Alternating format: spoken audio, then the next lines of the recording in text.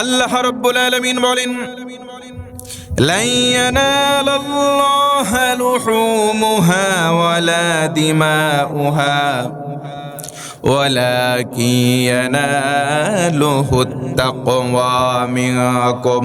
জোরে বলুন আল্লাহু আকবার। আল্লাহ রাব্বুল আলামিন বলেন, নিশ্চয় আমি আল্লাহর কাছে কুরবানি তোমরা যেই জন্তুটা করে ফেললে তার রক্ত পৌঁছায় না, তার মাংস পৌঁছায় না, আমি আল্লাহর কাছে পৌঁছাই তোমাদের অন্তরের খবর। আমি আল্লাহরে ভয় করো কিনা, আমি আল্লাহর ভয় তোমাদের কলিজার মধ্যে আছে কিনা, আমি আল্লাহ সেটা দেখতে চাই। তার মানে আল্লাহ মুত্তাকি বান্দাকে বাছাই করতে চান। তার মানে দুইটা ঈদ আমাদের মাঝে একটা হলো রমজানের পরে, আর একটা হলো এই জিলহজ মাসে। এই দুইটা ঈদের প্রধানতম শিক্ষা হলো আল্লাহর ভয়, যেটাকে আমরা আরবি ভাষায় বলি তাকওয়া। জোরে বলুন সুবহানাল্লাহ। দুই ঈদের শিক্ষা প্রকৃত এক, সেটা হলো সিয়াম পালনের মাধ্যমে আমরা মুত্তাকি হই। আর এই যে আমরা কোরবানি করছি, এটারও মূল আল্লাহ পাক যে জিনিসটা ফাইন্ড আউট করবেন, সেটার নামও হলো তাকওয়া। আরেকবার উঁচু গলায় সকলে বলেন তো আল্লাহু আকবার। এই তাকওয়া, আল্লাহ পাকের ভয় আমাদের কলিজার মধ্যে আছে কিনা আল্লাহ পাক সেটাই কেবলমাত্র দেখবেন। কারণ হলো আল্লাহ রাব্বুল আলামিন বলেন, তাবারাকাল্লাযী বিয়াদিহিল মুলকু ওয়া হুয়া আলা কুল্লি শাইইন কাদির। আল্লাযী খালাকাল মাউতা ওয়াল হায়াতা লিয়াবলুয়াকুম আইয়ুকুম আহসানু আমালা ওয়া হুয়াল আজিজুল গফুর। আরেকবার বলুন আল্লাহু আকবার। আল্লাহ রাব্বুল আলামিন তিনি হলেন বরকতময় এমন রব যার হাতে সমস্ত ক্ষমতা। আল্লাহ বলেন, গোলাম আমি আল্লাহ তোমাদের জীবন দিলাম, মরণ দিলাম, তার মানে তোমাদের হায়াত আমি আল্লাহ দান করলাম। কেন দান করলাম যদি প্রশ্ন করি, ও মালিক, ও আমাদের রব, আল্লাহ বলো তো কেন জীবন দিলাম? আল্লাহ বলেন, গোলাম জীবন দিলাম শুধুমাত্র কেবলমাত্র তোমাদের মধ্যে ভালো আমল কে করে আমি আল্লাহ সেটাই দেখব। জোরে বলুন সুবহানাল্লাহ। আল্লাহ বলে নাই কে তোমাদের ভেতরে বেশি আমল করে আমি দেখব, বরং আল্লাহ বললেন, গোলাম বেশি নয় বরং আহসান, তোমাদের ভিতরে সবচাইতে ভালো ভালো আমল কে করো আমি আল্লাহ সেটাই দেখব। আরেকবার বলুন সুবহানাল্লাহ। এই যে আমরা কোরবানির যন্ত্র ক্রয় করলাম, কোরবানি করব নামাজের পর, এই কোরবানির রক্ত মাংস আল্লাহর দরবারে কোনটাই পৌঁছাবে না। কেবলমাত্র আমাদের কলিজার মধ্যে কি আছে, আল্লাহর ভয় আছে কিনা, এইটাই কেবলমাত্র আমার আল্লাহ দেখবেন। জোরে আরেকবার আল্লাহু আকবার। আল্লাহ তাআলা আমাদের কলিজার মধ্যে আল্লাহর ভয় আছে কিনা শুধুমাত্র এটাই দেখবেন।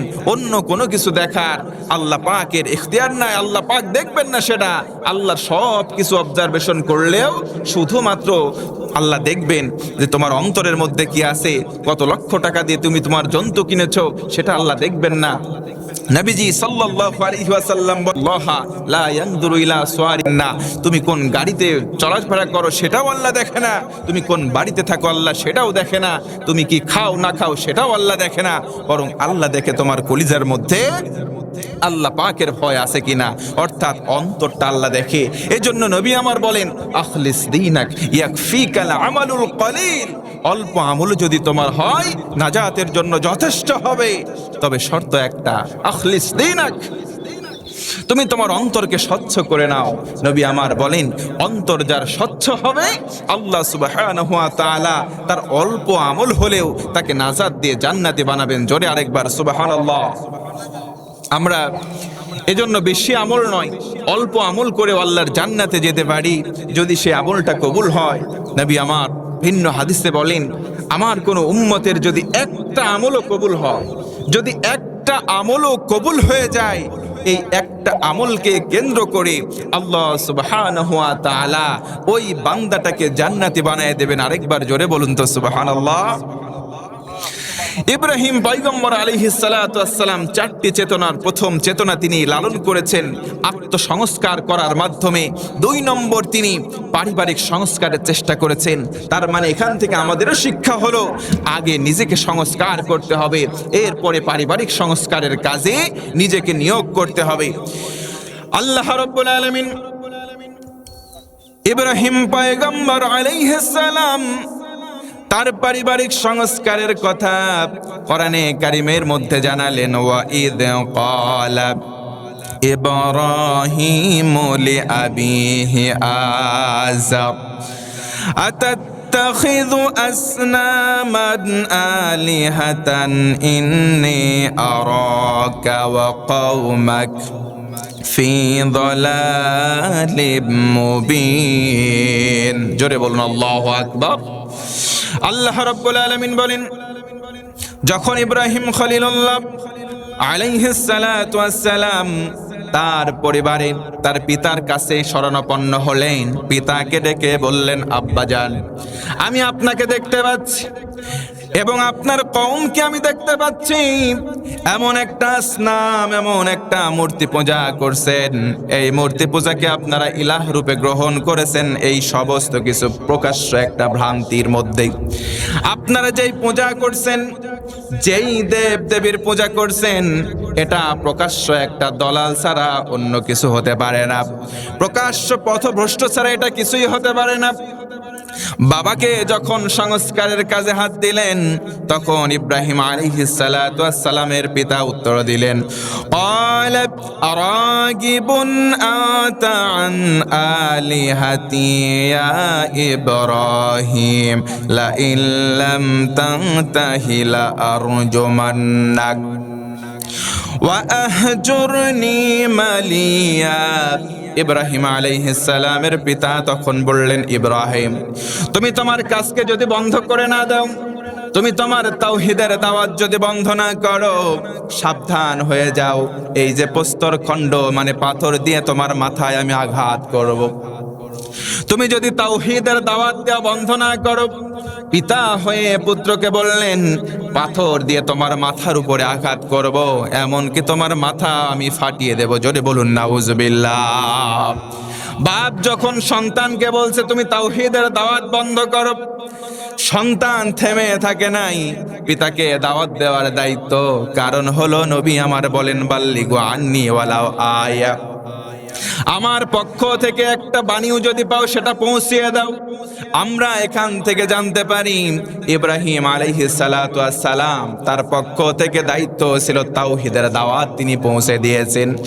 এই সিলসিলার পরম্পরাকে কেন্দ্র করে নবী আমার বলেন, ওমা আলাইনা ইল্লাল বালাগ, কেবলমাত্র আমাদের দায়িত্ব হলো মানুষের কাছে পৌঁছে দেওয়া। একটু জোরে বলেন তো সুবহানাল্লাহ, আর একটু জোরে একবার আল্লাহু আকবার, আরো জোরে একবার আল্লাহু আকবার। মাশাআল্লাহ। আমরা অল্প সময়ের ভিতরে অনেক মানুষ চলে এসেছি, সময় আর অল্প। আমি আপনাদের জ্ঞাতার্থে আরেকটা বার আপনাদের মনোযোগ একটু আমার দিকে নেওয়ার জন্য চেষ্টা করব। আমি লিল্লাহে তাকবীর বলার সঙ্গে সঙ্গে আমরা যারাই সমবেত হয়েছি আকাশ বাতাস মুখরিত করি। আমরা আল্লাহু আকবারের ধ্বনি দিয়ে এই অঞ্চলটা একটু মুখরিত করব। সকলে একজোটে লিল্লাহে তাকবীর, আর জোরে লিল্লাহে তাকবীর, লিল্লাহে তাকবীর। মাশাআল্লাহ। তাকবীরে তাশরিকের সময় আমরা পার করছি, এ সময় বেশি বেশি আল্লাহু আকবার বলবো। আচ্ছা বলুন তো প্রিয় বন্ধুগণ, আল্লাহু আকবারের ধ্বনিটা যদি আমাদের জবান থেকে বের হয়, খুশি হয় কে? আরো জোরে বলেন কে? পক্ষান্তরে আল্লাহু আকবারের ধ্বনি শুনলে শয়তান প্রচন্ড বেজার হয়ে যায়। কিন্তু আমাদের দায়িত্ব হলো খুশি করব কাকে? আল্লাহ পাককে খুশি করব। এজন্য আমরা বেশি বেশি আল্লাহু আকবার বলবো। এই আল্লাহু আকবার হলো তাকবীর, আর এই তাকবীরের মাধ্যমে আল্লাহ তাআলা প্রচন্ড খুশি হয়ে যান। আর বান্দার প্রতি যদি আল্লাহ খুশি হয়ে যায়, ওই বান্দার জীবনে কোনো টেনশন নাই, কোনো ভয় নাই। ওই বান্দাকে আল্লাহ তাআলা মনোনীত করেন, জান্নাত উপযুক্ত বানায় দেয়। আরেকবার জোরে সুবহানাল্লাহ। ইব্রাহিম পয়গম্বর আলাইহিস সালামের 4টি চেতনা। 1 নম্বর, তিনি নিজেকে সংস্কার করেছেন। 2 নম্বর, পরিবারকে সংস্কার করার চেষ্টা করেছেন। তিনি করে ফেলেছেন, বিষয়টি এমন নয়। পৃথিবীতে যত নবী আলাইহিস সালাম এসেছিলেন সব নবীর পরিবার যে ইসলাম পন্থী ছিল বিষয়টি এমন নয়। নূহ আলাইহিস সালাতু ওয়াস সালাম তিনি তার আপন সন্তানকে, নিজের ঔরসের সন্তানকে ইসলাম কবুল করাইতে পারেন না। লূত পয়গম্বর আলাইহিস সালাতু ওয়াস সালাম তার নিজের স্ত্রীকে পর্যন্ত কালিমার দাওয়াত পৌঁছায় কবুল করাইতে পারে নাই। যুগে যুগে বিভিন্ন নবী আলাইহিস সালাম পৃথিবীতে আগমন করেছিলেন, তাদের সন্তান ইসলাম কবুল করে নাই, কারো বা স্ত্রী ইসলাম কবুল করে নাই, কারো বা ভাই ইসলাম কবুল করে নাই, কারো বা পিতা মাতা ইসলাম কবুল করে নাই। তাই বলে ইসলামের দাওয়াত দেওয়া কিন্তু কোন নবী বাদ দেয় নাই। ইব্রাহিম পয়গম্বর আলাইহিস সালাতু ওয়াস সালাম নিজেকে যখন তাওহীদ পন্থী বানালেন, সর্বপ্রথম তিনি পরিবারের গায়ে হাত দিলেন, মানে পরিবারকে সংস্কারের চেষ্টা করলেন। এরপরে দেখলেন পরিবারের মধ্যেই শুধু দাওয়াত সীমাবদ্ধ রাখবো না, বরং তিনি সেখান থেকে চলে গেলেন সামাজিক সংস্কারের কাজে হাত দিলেন। সমাজ যদি পরিবর্তন হয়ে যায়, একটা রাষ্ট্র পরিবর্তন হয়ে যাবে। তিনি চিন্তা করলেন পরিবারের মধ্যে আমার দায়িত্ব, আমার দাওয়াতি কাজের মিশনের ভীষণ আমি শুধু সীমাবদ্ধ রাখবো না, বরং আমার এই কাজের দায়িত্ব আমি সমাজ পর্যন্ত পৌঁছাবো। জোরে আরেকবার আল্লাহু আকবার। তিনি সামাজিকভাবে সমাজের মানুষের দ্বারস্থ হলেন। তিনি সেম একই কথা বললেন, ও সমাজের মানুষেরা শোনো, ঈদ ক্বালা লিকওমিহি ইবুদুল্লাহ ওয়াত্তাকুহ। তিনি সর্বপ্রথম দেখলেন এক জায়গায় কিছু মানুষ সমাজের দাঁড়িয়ে আছে। ইব্রাহিম পয়গম্বর আলাইহিস সালাম সেখানে চলে গেলেন, ডেকে বললেন, হে আমার কওমের লোকেরা, তোমাদেরকে বলি উবুদুল্লাহ, তোমরা ইবাদত করো আল্লাহর, ওয়াত্তাকুহু, আর ভয় করো আল্লাহ তাআলাকে। কারণ কি? যালিকুম খায়রুল লাকুম, তিনি বললেন এটাই তোমাদের জন্য কল্যাণকর, এটাই তোমাদের জন্য উত্তম কাজ। ইন কুনতুম তা'লামুন, যদি তোমরা এটা হৃদয় অঙ্গম করতে পারো, যদি তোমরা এটা বুঝতে পারো, তবে এটাই তোমাদের জন্য কল্যাণ। জোরে বলুন না সুবহানাল্লাহ। ইব্রাহিম নবী তার কওমের কাছে গিয়ে বললেন, তোমরা আল্লাহ পাককে ভয় করো আর কেবলমাত্র তারই উপাসনা করো, তারই ইবাদত করো। যদি এটা করতে পারো, যালিকুম খায়রুল লাকুম, এটাই হচ্ছে তোমাদের জন্য সবচাইতে উত্তম একটা কাজ, যদি তোমরা এটা বুঝতে পারো। কারণ যেই ব্যক্তি বোঝে না, তারে 10 জন মিলেও বুঝাইলেও সে বোঝে না। একজন মানুষ যদি বলে আমি বুঝবো না, গোটা বাংলাদেশের মানুষ মিলেও তারে বোঝানো সম্ভব? জোরে বলেন, সম্ভব? ইব্রাহিম পয়গম্বর আলাইহিস সালাতু ওয়াস সালাম তাওহীদের দাওয়াত ঠিক সেম অনুরূপ ভাবে দিলেন। তিনি বললেন এটা তোমাদের জন্য কল্যাণকর হবে যদি তোমরা হৃদয় অঙ্গম করো, যদি তোমাদের বুঝটা কাজে লাগাও, তবে তোমাদের জন্য এটা কল্যাণ হয়ে যাবে। আরেকবার জোরে আল্লাহু আকবার। তিনি সেখান থেকেও বিতাড়িত হলেন, দাওয়াত কবুল করা হলো না।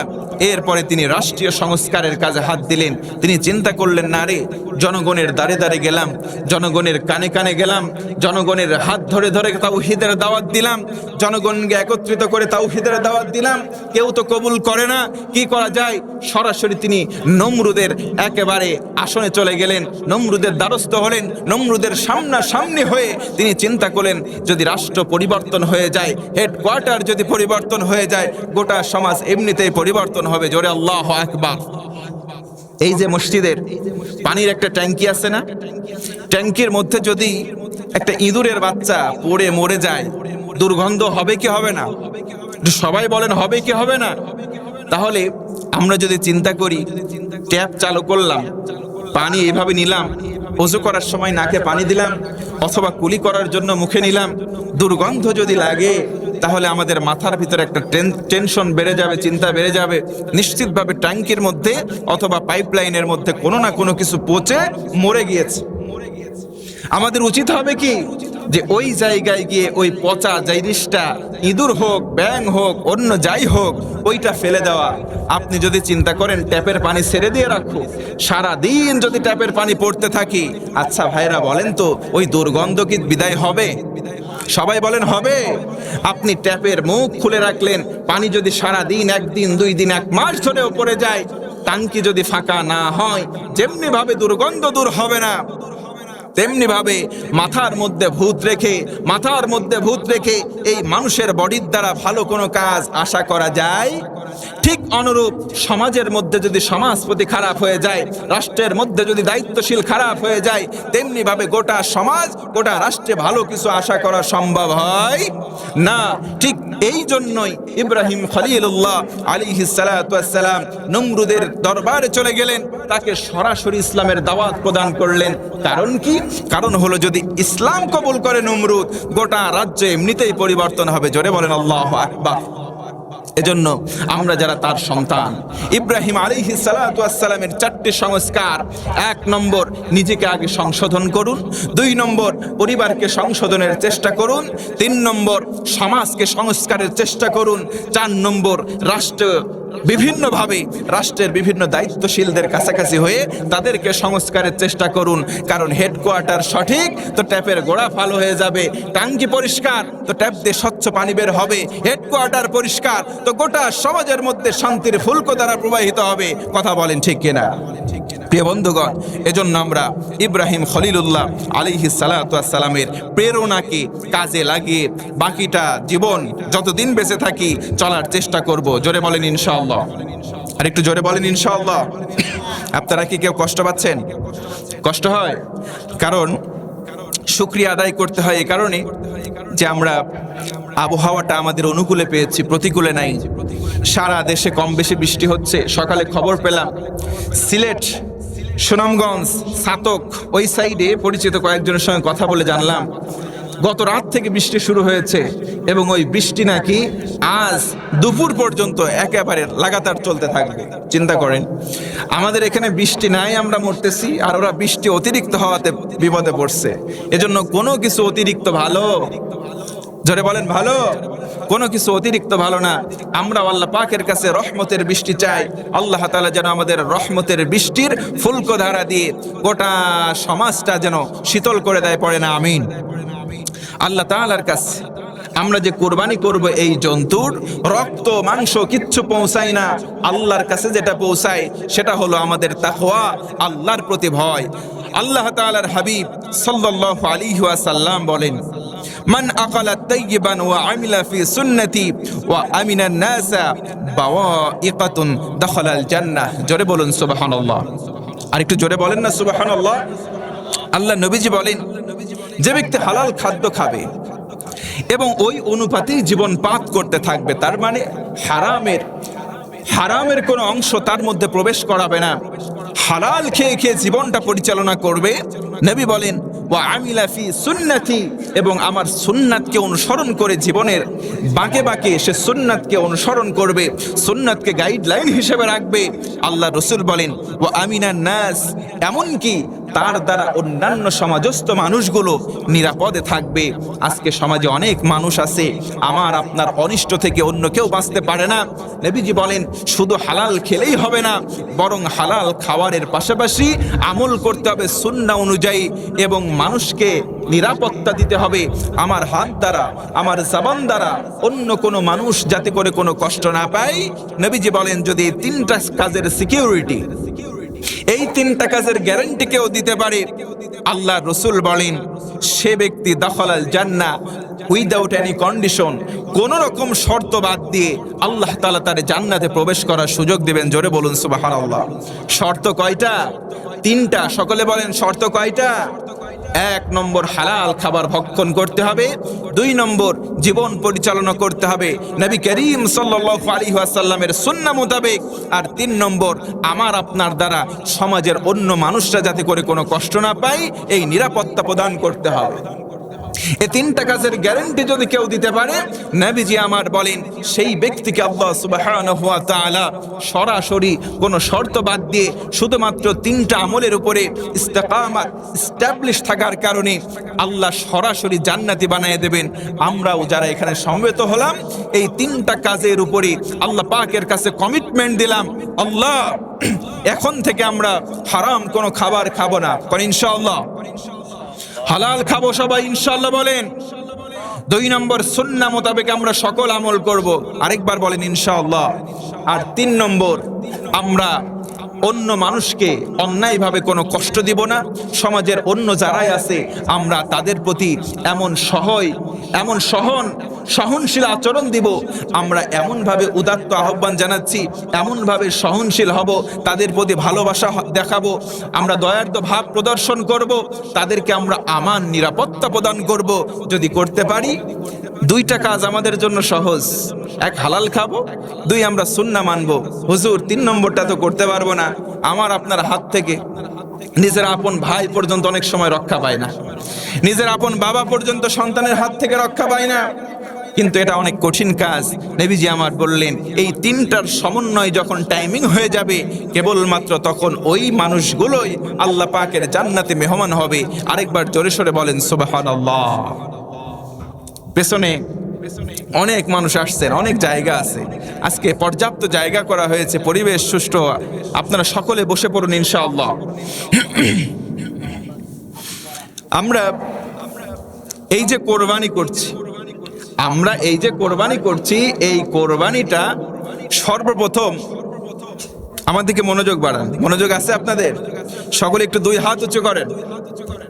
আল্লাহু আকবার। মুষ্টিবদ্ধ করে আল্লাহু আকবার। আরেকবার আল্লাহু আকবার। হাত নামান, মনোযোগ এদিক সেদিক করবেন না, আমার দিকে তাকান। ওই চোখ বন্ধ করে বসে পড়েন। সুন্দর জায়গা করা হয়েছে, অত সামনে দেখার দরকার নাই, অনেক পর্যাপ্ত জায়গা আছে, আপনারা বসে পড়েন। আর সময় অল্প সময় আছে, 10 মিনিটের মতো সময় আছে। আমরা এই 10 মিনিটের মধ্যে বা 12 মিনিটের মতো সময় আছে, আমরা নির্দিষ্ট সময় নামাজে দাঁড়িয়ে যাব ইনশাআল্লাহ। তার আগে আমরা বলছি যে কোরবানি যে আমরা করছি, কোরবানির ব্যাখ্যা আমি প্রদান করেছিলাম। আল্লাহ পাকের নৈকট্য অর্জনের জন্য যে আমলটা করা হয় সেটাকেই কোরবানি বলা হয়। কোরবানি শব্দের পারিভাষিক অর্থ বলেছিলাম যে আল্লাহ পাকের নৈকট্য অর্জনের নিমিত্তে আমরা যেই আমলটা করে থাকি সেটাই হলো কোরবানি। এখন এই কোরবানি আরেকটা অর্থ দেয় উৎসর্গ করা, স্যাক্রিফাইস করা।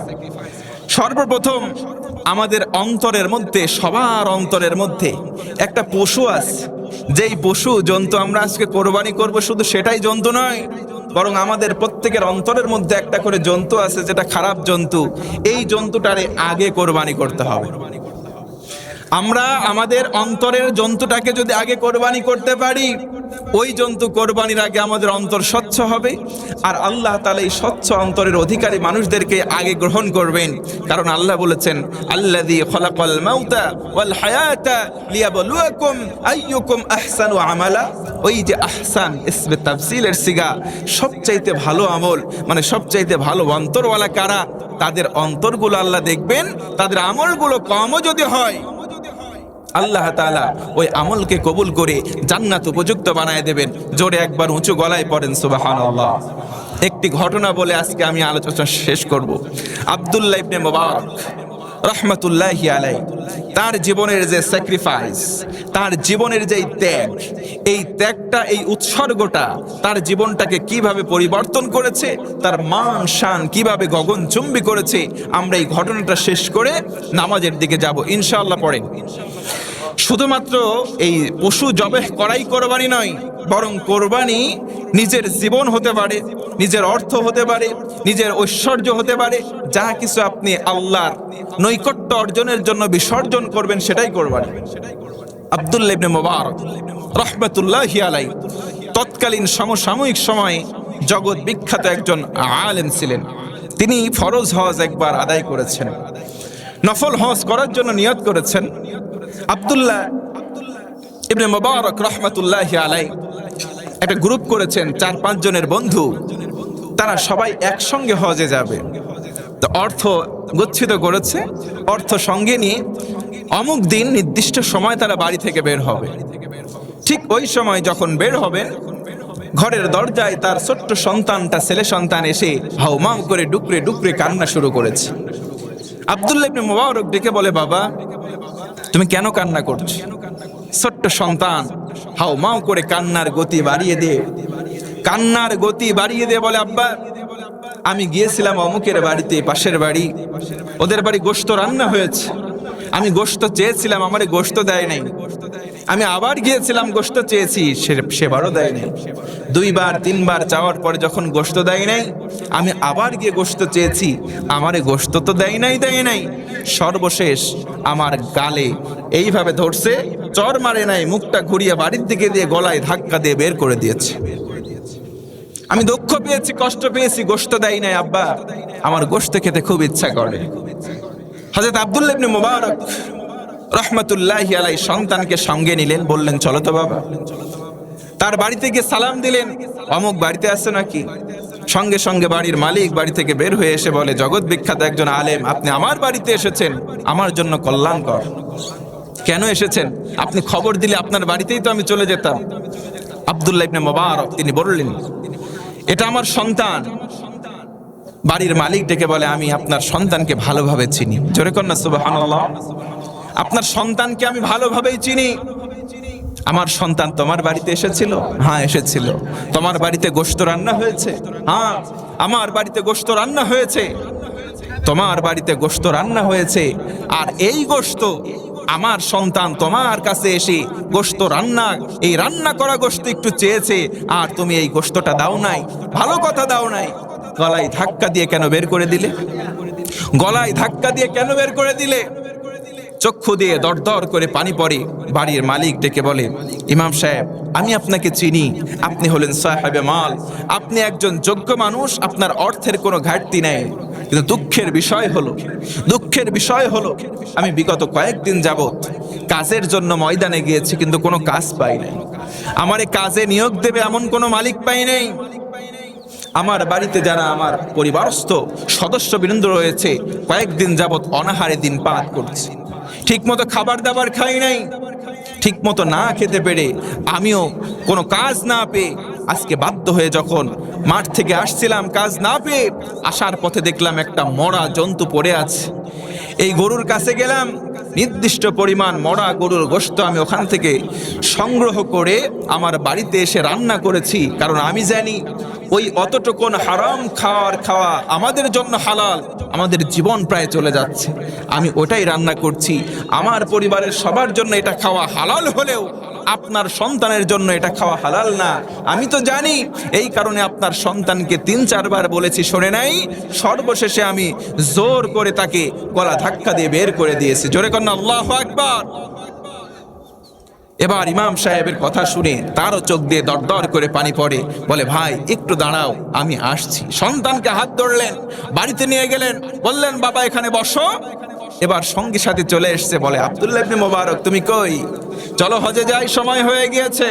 আব্দুল্লাহ ইবনে মুবারক বললেন, বন্ধু তোমরা আগাইতে থাকো, আমার একটু কাজ জটিলতা হয়ে গেছে, আমি একটু পরে আসছি।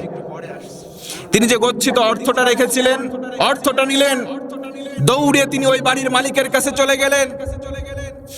গিয়ে তার পায়ের হাত চেপে ধরে বলতেছে, ভাই, বুকের মধ্যে নিয়ে বলতেছে, ভাই ভুল হয়ে গেছে, ক্ষমা করে দাও। জোরে কন্যা আল্লাহু আকবার। আপনি চিন্তা করে দেখেন, ভুল হয়ে গেছে, ক্ষমা করে দেন। একজন আলেম বলতেছে, ভুল হয়ে গেছে, ক্ষমা করে দেন, আর কিছু মনে করবেন না, এই অর্থটা আপনি রাখেন।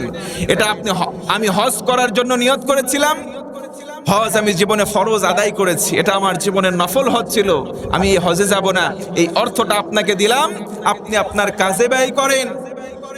আর প্রতিবেশী হিসেবে আমি আপনার খোঁজ নিতে পারি নাই, আপনার বাড়িতে খাবার নাই, আপনার বাড়ির সদস্যগুলো উপোস রয়েছে, না খেয়ে কষ্ট করছে, আমি যেই খোঁজ নিতে পারি নাই, এই জন্য প্রতিবেশীর মামলা আপনি আল্লাহর দরবারে দেবেন না, আল্লাহর ওয়াস্তে আপনি আমারে মাফ করে দেন। জোরে আরেকবার আল্লাহু আকবার। আপনি চিন্তা করেছেন আজকে আমাদের খবর কি? বাড়িতে একটু ভালো রান্না হলে আমরা ঘরের দরজা বন্ধ করে দেই, জানলা বন্ধ করে দেই। অন্যান্য মানুষ যদি রাস্তা দিয়ে আসে, ডাকে, অমুক বাড়িতে আসো, ভালো রান্না হলে অনেক মানুষ আসি, আমরা কথাই বলি না, বাড়ির মধ্যে থেকে আমরা উত্তর দেই না, যদি ঘরের মধ্যে আসে খাইতে দেওয়া লাগতে পারে। অথচ নবী আমার বলেছেন, সুন্নাহ নিয়ম শিখে যান।